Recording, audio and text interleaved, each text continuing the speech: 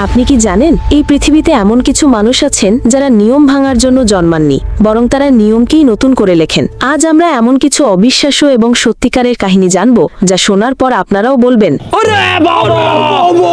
এরা নিজেদের বুদ্ধি আর সাহস দিয়ে পুরো সিস্টেমটাকেই কাঁপিয়ে দিয়েছে। প্রথম কাহিনীটি হেনরি ব্রাউনের, যিনি ঊনবিংশ শতকের আমেরিকায় একজন দাস ছিলেন। তিনি তার পরিবার থেকে বিচ্ছিন্ন হয়ে গিয়েছিলেন এবং স্বাধীনতার জন্য মরিয়াছিলেন। কিন্তু পালাবেন কিভাবে? চারদিকে কড়া পাহারা। তখন হেনরির মাথায় এক অবিশ্বাস্য বুদ্ধি আসে। তিনি নিজেকে একটা কাঠের বাক্সে ভরে পার্সেল করে এমন একটি রাজ্যে পাঠানোর সিদ্ধান্ত নেন যেখানে দাস প্রথা ছিল না। ভাবুন একবার, মাত্র 3 ফুট লম্বা এবং 2.5 ফুট চওড়া একটা বাক্সেই নিজেকে বন্দী করে 27 ঘন্টার এক মারাত্মক যাত্রা। এই যাত্রায় তার দম বন্ধ হয়ে যাওয়ার, ধরা পড়ার বা গরমে মারা যাওয়ার পুরো আশঙ্কা ছিল। কিন্তু তার ভাগ্য ভালো ছিল। 27 ঘন্টা পর যখন ফিলাডেলফিয়ায় সেই বাক্সটি খোলা হলো, তখন ভেতর থেকে জীবন্ত এবং স্বাধীন হেনরি ব্রাউন বেরিয়ে এলেন।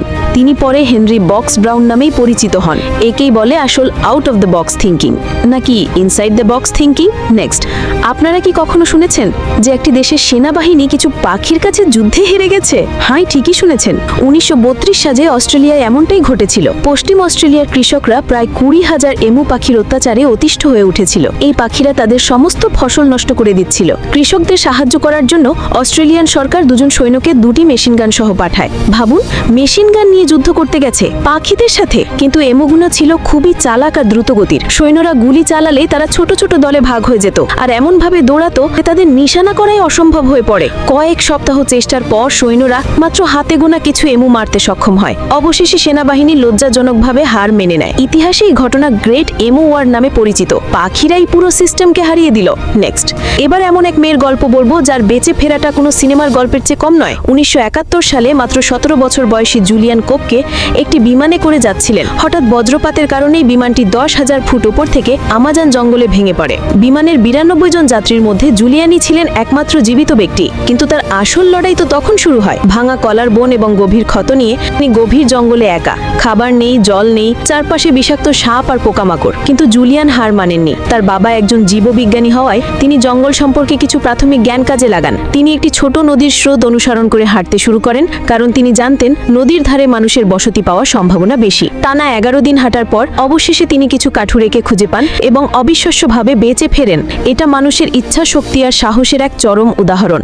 নেক্সট, চতুর্থ কাহিনীটি $1 মিলিয়ন আয়ের মাইলফলক অর্জনের। 2005 সালে অ্যালেক্স টিউ নামে এক ব্রিটিশ ছাত্র তার কলেজের ফি জোগাড় করার জন্য এক অদ্ভুত কিন্তু অসাধারণ বুদ্ধি বের করে। দ্য $1 মিলিয়ন হোম পেজ নামে একটা ওয়েবসাইট তৈরি করে সে। এই ওয়েবসাইটে ছিল 10 লক্ষ পিক্সেল, 1000 বাই 1000। সে ঘোষণা করে যে কেউ প্রতি পিক্সেল $1 বিনিময়ে কিনতে পারবে এবং সেখানে নিজের ওয়েবসাইটের লিঙ্ক বা ছবি দিতে পারবে। প্রথমে ব্যাপারটা মজার মনে হলেও খুব শীঘ্রই এটি ভাইরাল হয়ে যায়। বড় বড় কোম্পানিরা বিজ্ঞাপনের জন্য পিক্সেল কিনতে শুরু করে। আর দেখতে দেখতে মাত্র 4.5 মাসের মধ্যে অ্যালেক্সের সব পিক্সেল বিক্রি হয়ে যায় আর সে $1 মিলিয়ন বেশি আয় করে। শুধু একটা সাধারণ আইডিয়া দিয়ে পুরো ইন্টারনেট দুনিয়া আর বিজ্ঞাপন সিস্টেমকে নাড়িয়ে দিয়েছিল ছেলেটা। তো বন্ধুরা, এই ছিল কিছু অবিশ্বাস্য কাহিনী যা প্রমাণ করে যে বুদ্ধি, সাহস আর একটু পাগলামি থাকলে যে কোনো সিস্টেমকেই হারানো সম্ভব।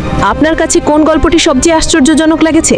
নিচে কমেন্ট করে অবশ্যই জানাবেন। আর এমন আরো মজাদার এবং অবাক করা তথ্যের জন্য আমাদের চ্যানেলটি এখনই সাবস্ক্রাইব করুন। দেখা হবে পরের কোনো ভিডিওতে।